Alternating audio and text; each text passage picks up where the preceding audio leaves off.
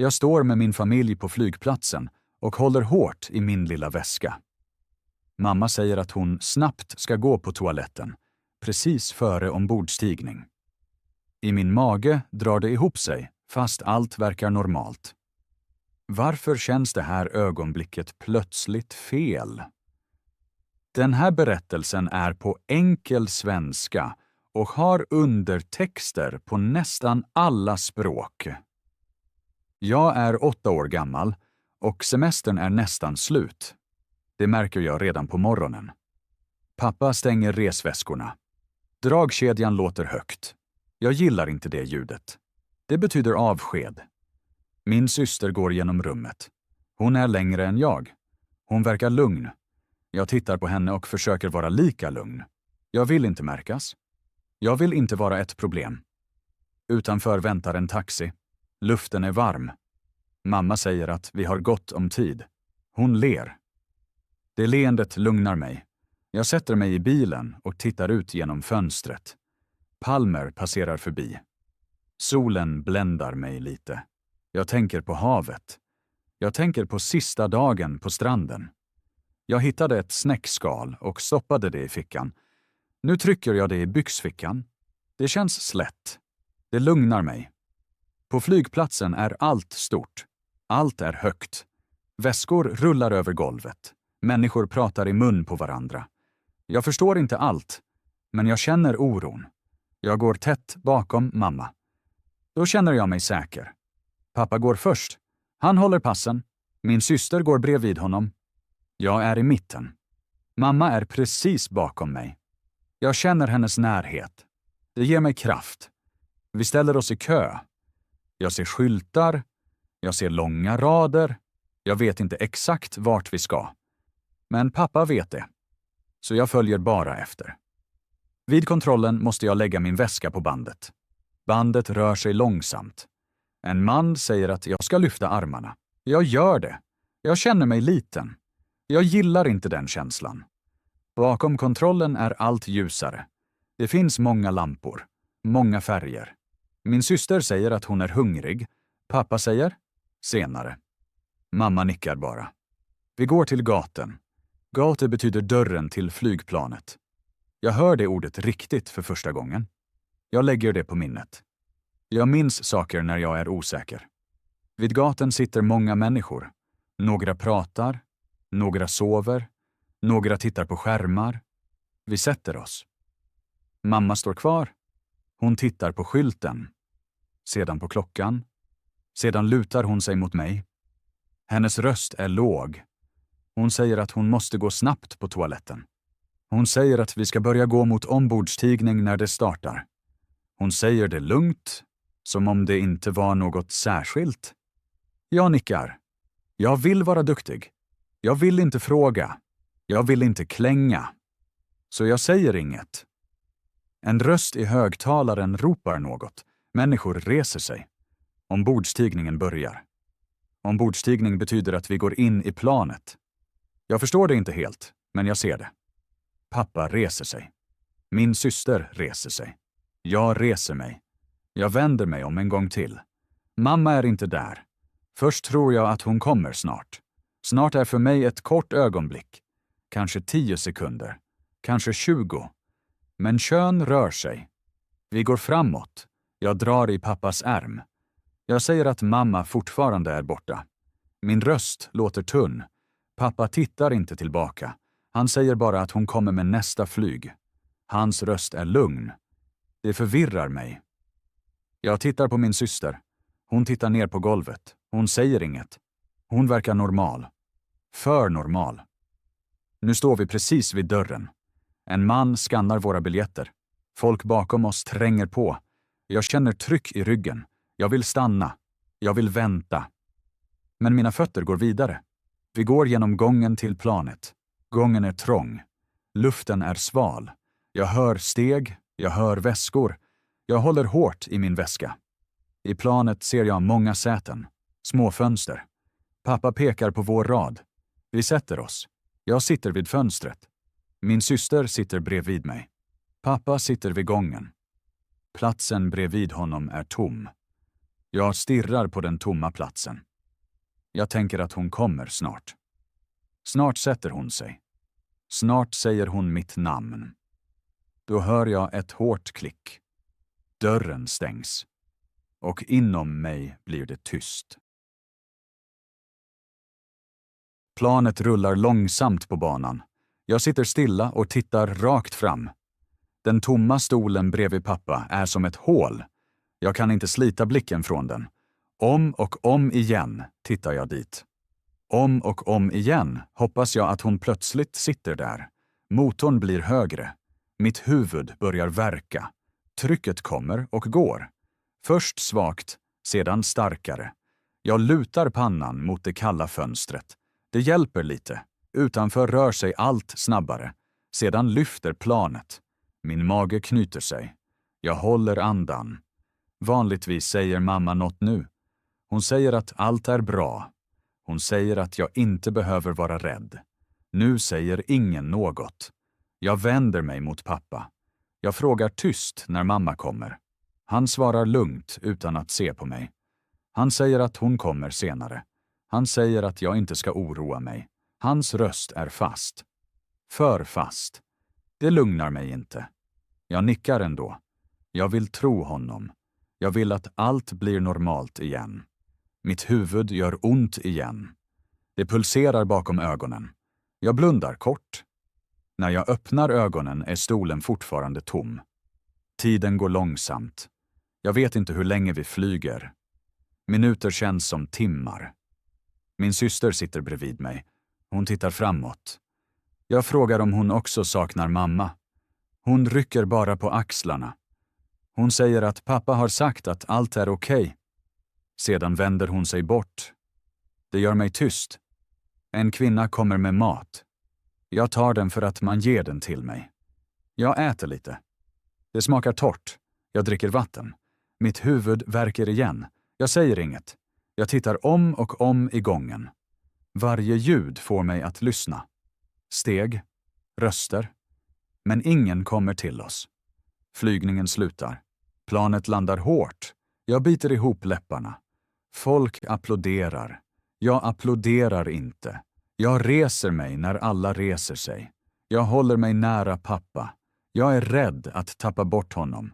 Vi går genom flygplatsen. Jag håller hårt i min väska. Jag tittar åt vänster och höger. Jag söker hennes ansikte. Jag söker hennes hår. Jag söker hennes jacka. Överallt främmande människor. Ingen vinkar. Ingen ropar mitt namn. Vid utgången stannar vi kort. Jag tänker, nu kommer hon. Alldeles strax. Men pappa går vidare. Han säger inget. Så jag går med. Ute är det kallt. Helt annorlunda än på semestern. Jag drar igen min jacka. Mitt huvud gör ont igen. Jag säger till pappa att jag mår dåligt. Han lägger kort sin hand på min axel. Han säger att vi snart är hemma. I bilen är det tyst. Vägarna är mörka. Ljuset passerar förbi. Jag lutar huvudet mot rutan. Mina ögon blir tunga. Jag tänker om och om på flygplatsen. På toaletten. På väntan. Mitt huvud trycker hårdare. Sedan blir det kort bättre. Sedan värre igen. Hemma går vi in. Lägenheten luktar som alltid. Mina skor står där. Allt är på samma plats. Jag tittar automatiskt mot dörren.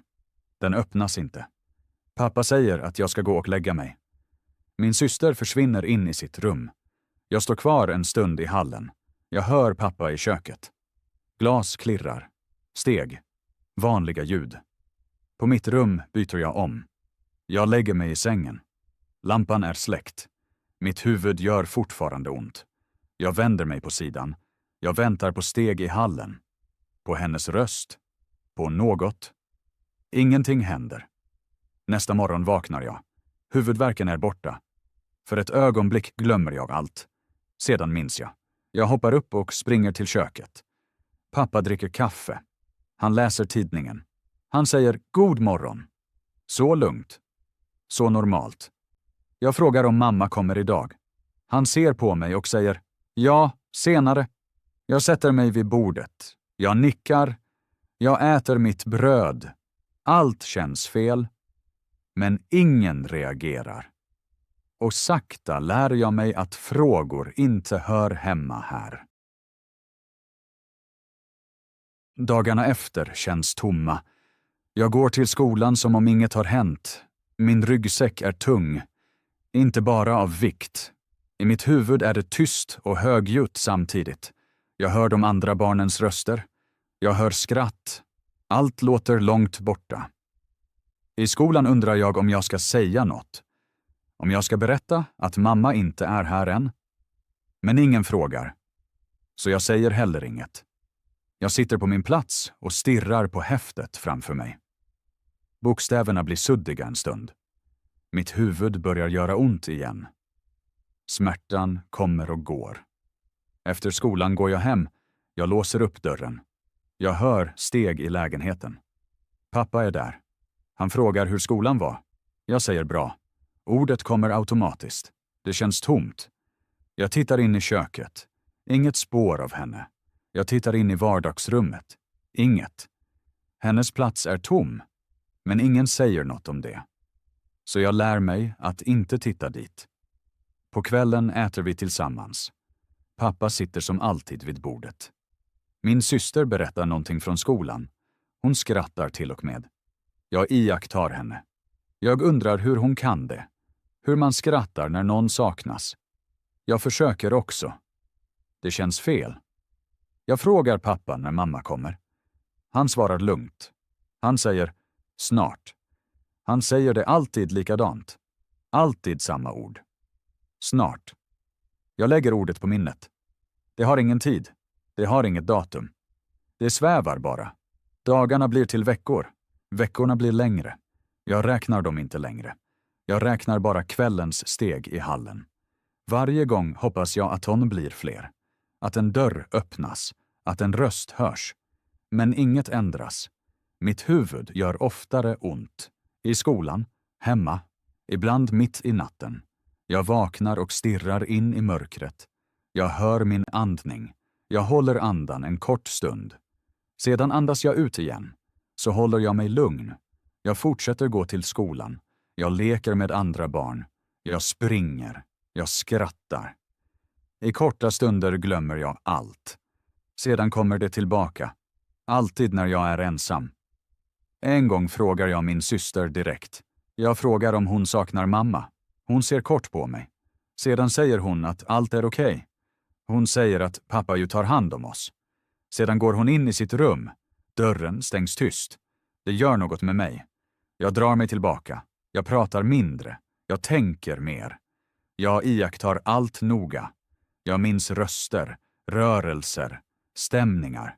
Jag lär mig hur normalitet känns, även när den är fel. Ibland föreställer jag mig att mamma snart går in genom dörren. Jag ser framför mig hur hon tittar på mig. Hur hon säger att allt var ett stort missförstånd. Dessa bilder är klara. Nästan för klara. Sedan försvinner de igen. Pappa jobbar mycket.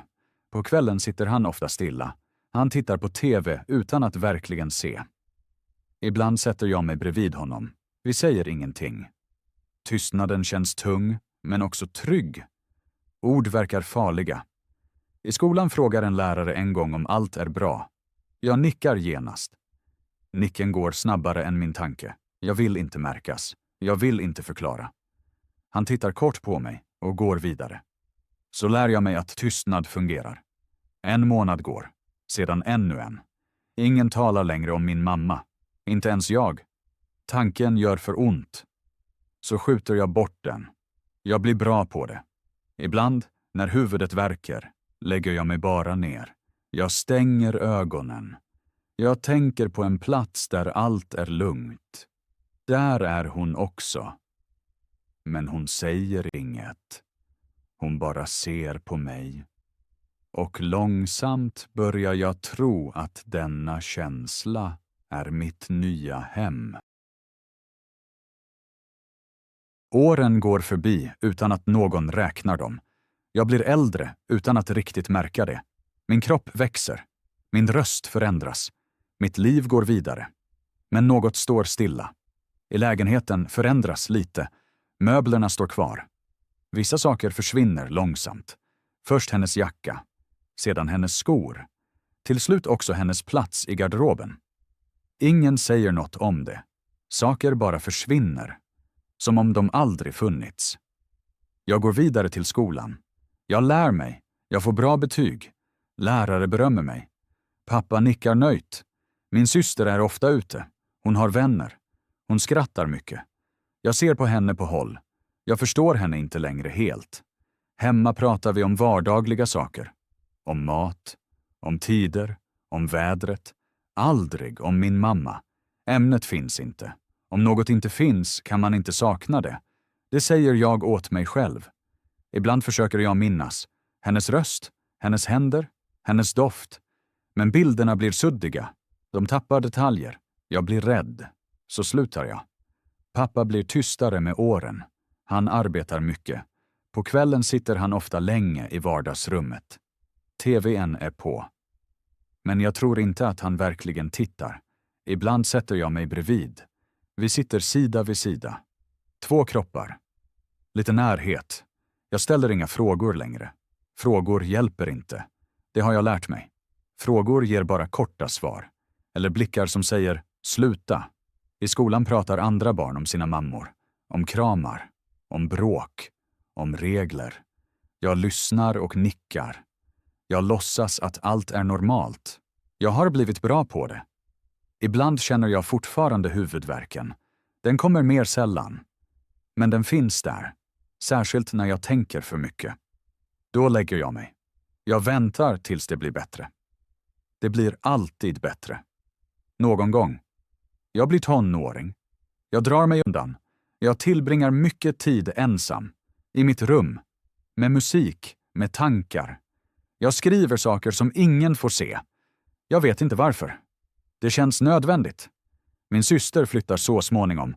Hon tar ett kort avsked. Hon kramar mig. Det känns ovant. Sedan är hon borta. Jag blir ensam kvar med pappa. Lägenheten är nu ännu tystare. Jag är 16, 17, 18. Födelsedagar kommer och går. Presenter ligger på bordet. Gratulationer sägs. Jag ler. Jag tackar. Jag tänker på annat. Ingen frågar längre om min mamma. Inte ens jag. Det är som om vi tyst skrivit ett avtal. Vi lever vidare. Utan förklaring.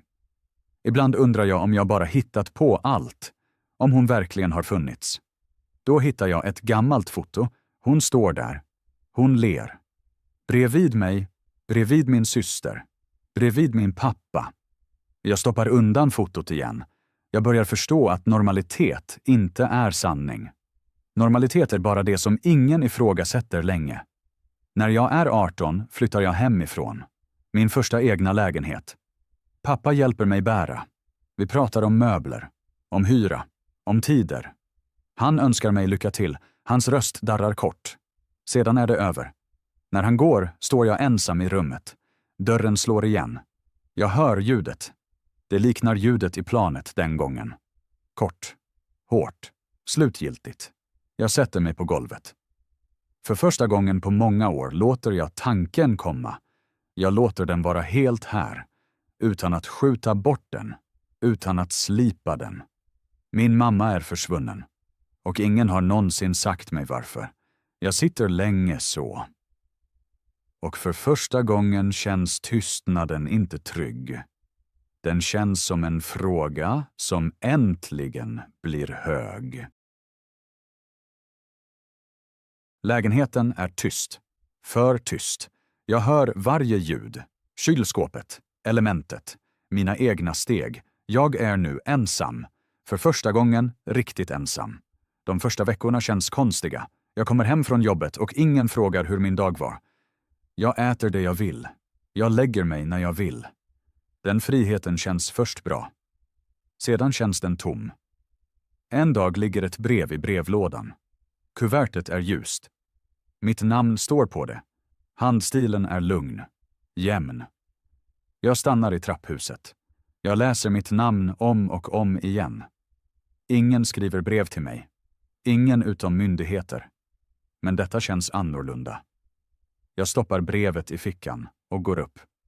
I lägenheten lägger jag det på bordet. Jag tar av min jacka. Jag tvättar händerna. Jag gör allt långsamt.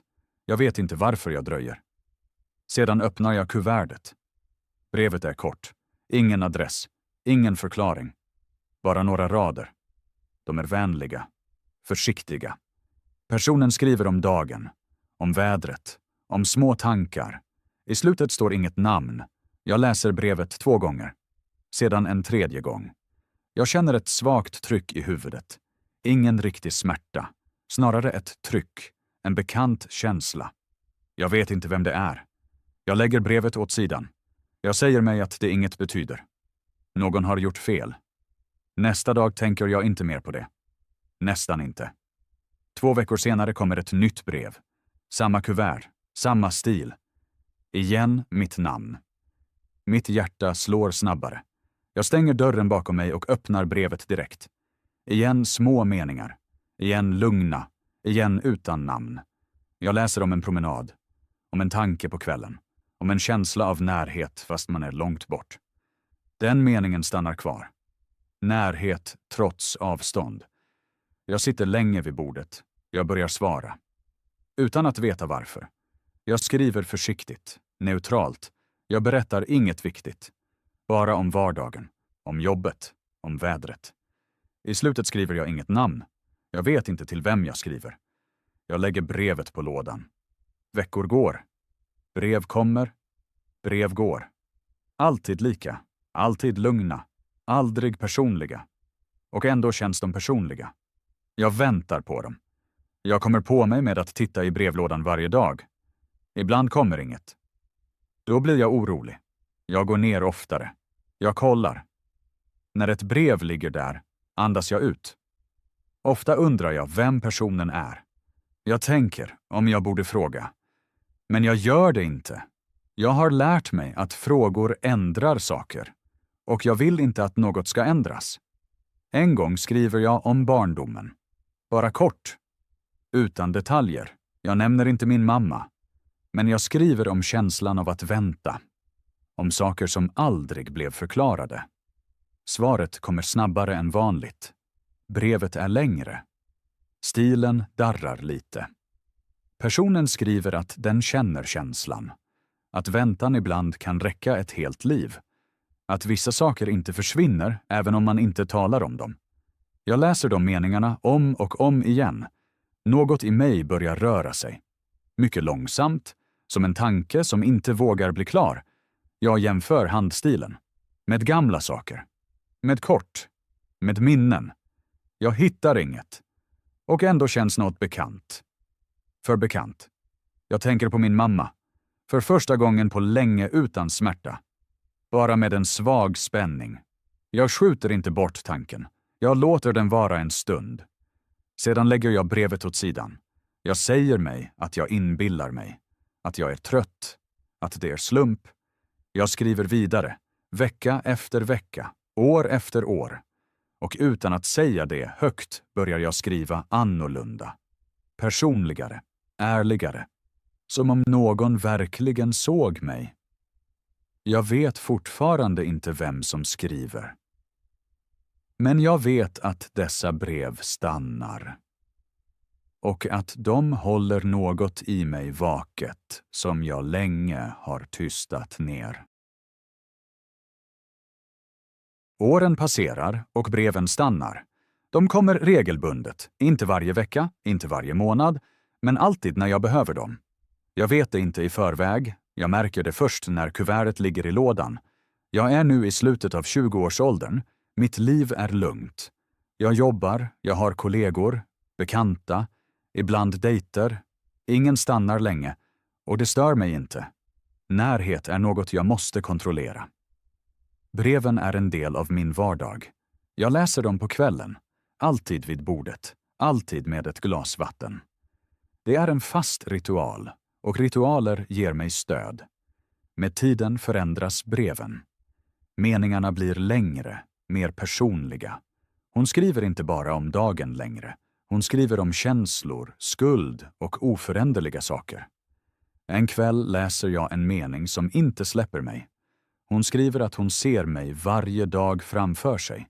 Inte som jag är nu, utan som jag var då, 8 år, på flygplatsen. Mitt hjärta stannar ett ögonblick. Jag läser meningen igen och igen. Huvudet börjar trycka, den gamla känslan är tillbaka. Jag ställer mig upp och går fram och tillbaka. Händerna skakar lite. Jag svarar, för första gången inte försiktigt, för första gången direkt. Jag frågar hur hon vet det, varför hon skriver det, vem hon är. Svaret kommer snabbare än annars. Kuvertet ser ut som alltid, men mina händer känns främmande när jag öppnar det. Jag läser långsamt, mycket långsamt. Hon skriver att hon har varit tyst länge, för länge. Att hon var rädd att såra mig, rädd att förstöra allt. Hon skriver att hon är min mamma. Jag läser meningen flera gånger, tills den mister sin form. Mitt bröst blir trångt. Jag sätter mig, reser mig igen. Jag vet inte vad jag ska göra. Hon skriver att hon ångrar allt, tänker på det varje dag och aldrig glömt flygplatsen. Jag håller brevet så hårt att pappret knastrar. Hon skriver att hon inte kan säga var hon är, inte nu, kanske aldrig. Hon ber mig låta bli att söka, för hon orkar inte och är rädd att förlora mig. Jag läser raderna med tårar i ögonen. De kommer tyst, utan snyftningar, bara så. Inom mig kämpar röster. En vill ha svar, en vill springa, en vill skrika. En annan vill hålla brevet och inte ändra något. Jag skriver tillbaka, mina händer är lugna fast jag inte är det. Jag skriver att jag alltid vetat det, inte medvetet, men djupt inom mig. Att jag har många frågor, för många, men att jag respekterar hennes önskan. Skriver att det gör ont, men är glad att hon lever och skriver, även långt borta. Breven efteråt är annorlunda, ärligare, tyngre. Hon skriver mer om skuld, jag skriver mer om mitt liv. Vi rör oss försiktigt runt varandra, som två som älskar men är rädda att röra vid varann. Jag blir 30, sedan 35. Breven finns kvar. Hon frågar aldrig efter min adress. Jag frågar aldrig efter hennes. Vi håller den gränsen. Den är osynlig, men stark. Ibland tänker jag på att söka henne. Kanske skulle jag klara det. Men då läser jag hennes ord igen, hennes önskan, och stannar. Dessa brev är allt vi har. Och jag är rädd att sanningen skulle förstöra dem. Breven kommer regelbundet, inte efter en fast plan, men pålitligt. Ibland går det 2 veckor mellan dem, ibland längre. Jag tänker inte längre på det. Det är en del av mitt liv, som vägen till jobbet eller ljuset på kvällen. Jag är mitt i 30-årsåldern, min vardag är lugn. Jag går upp på morgonen, åker till jobbet, kommer hem på kvällen. Jag lagar mat, jag läser, jag skriver brev. Allt känns normalt. Inte lyckligt, inte sorgligt, bara rätt. När jag tänker på förr känns det långt borta, som ett annat liv. Jag vet vad som hände, jag kan historien, men den gör inte längre ont. Den ligger någonstans bakom mig, stilla, avslutad. Jag öppnar ett brev och läser det utan brådska. Hon skriver om en promenad, om ett träd hon ser varje dag, om en morgontanke. Inga frågor, inga förklaringar. Ibland ler jag. Jag svarar nästa dag. Jag berättar om min vecka, om små saker, om en kollega, om en film. Jag skriver lugnt, utan press, utan förväntningar. Jag behöver inget mer av henne, inte egentligen. Det räcker att hon finns. Ett brev kommer en helt vanlig dag. Jag minns det senare därför att inget var speciellt. Ingen känsla, inget tecken. Jag öppnar det, läser det, lägger det åt sidan. Jag svarar som alltid. Sedan går tiden. Först tänker jag inte på det. 1 vecka utan brev är inget, 2 veckor heller inte. Jag jobbar mycket, jag är trött, jag har andra tankar. Efter 3 veckor tittar jag oftare i lådan, inte medvetet, bara av vana. Den är tom. Jag rycker på axlarna. Efter 4 veckor stannar jag till ett ögonblick. Jag undrar om jag själv skrev för sent. Om mitt brev inte nått henne än. Jag räknar efter. Allt stämmer. Jag skriver igen, kort, lugnt, utan fråga. Jag berättar om min dag, jag säger inte att jag väntar. Jag lägger brevet på lådan och tänker inte mer på det. Dagarna går, 1 månad och sedan ännu en. Jag märker att jag blir långsammare när jag kommer hem. Jag lyssnar noggrannare efter steg i trapphuset. Jag tar posten och granskar den noggrannare. Räkningar, reklam, inga brev. Jag känner ingen panik, ingen rädsla. Bara något tomt, något öppet. Jag tänker på henne, inte på flygplatsen eller dåtiden, utan bara på breven och rytmen. Jag undrar om hon är på resa, om hon tar en paus, om hon bara glömt att skriva. Jag skriver en sista gång. Brevet blir längre. Jag berättar om mig, om känslan att allt är okej. Jag säger att jag lever bra och att jag är tacksam. Jag skriver inget mellan raderna, jag skriver öppet och jag väntar. Lådan förblir tom. Veckor blir månader. Årstiderna skiftar. Jag märker det på luften, på ljuset, på ljuden ute. Mitt liv går vidare. Jag stiger upp, fungerar, skrattar, planerar, tänker inte på det hela tiden. Ibland håller jag ett kuvert i handen som jag aldrig skickar. Ibland sitter jag bara och ser på bordet. Jag känner ingen sorg, bara en svag irritation. Det är som om ett välkänt ljud har stängts av. Jag vet inte varför hon inte skriver längre. Det finns inget avsked, ingen förklaring, inget sista ord. Breven bara slutar. Och det märkligaste är att allt ändå känns normalt. Men ibland, helt kort, undrar jag om glömskan har börjat igen. Bara den här gången utan början.